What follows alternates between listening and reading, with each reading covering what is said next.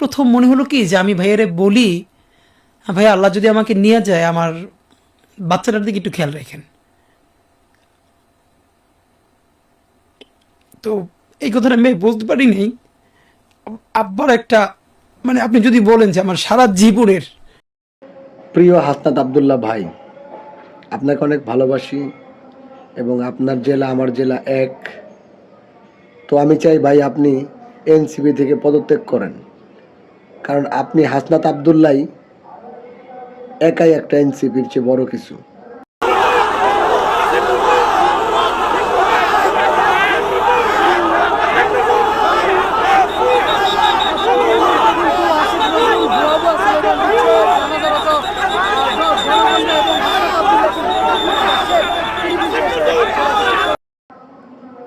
আপনাকে হাসনাত আবদুল্লাহ হিসেবেই মানুষ অনেক ভালোবাসে, আর এনসিপিকে এখন মানুষ ভালোবাসে না।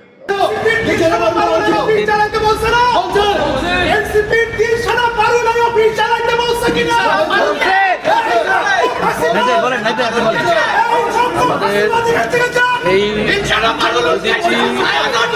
আজকে আমরা সেখানে হামলার ঘটনা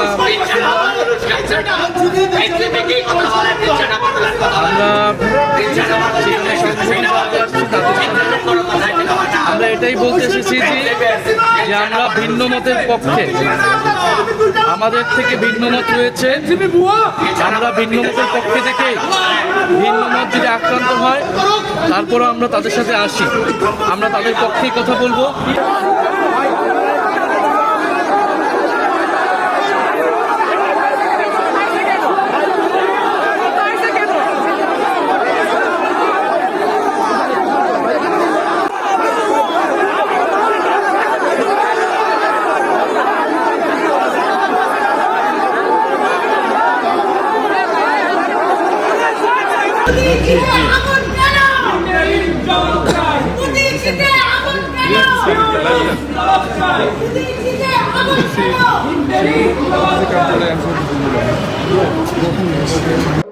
তাই আমি বলি ভাই, সসম্মানে আপনি এনসিপি থেকে পদত্যাগ করে আপনি স্বতন্ত্র নির্বাচন করেন।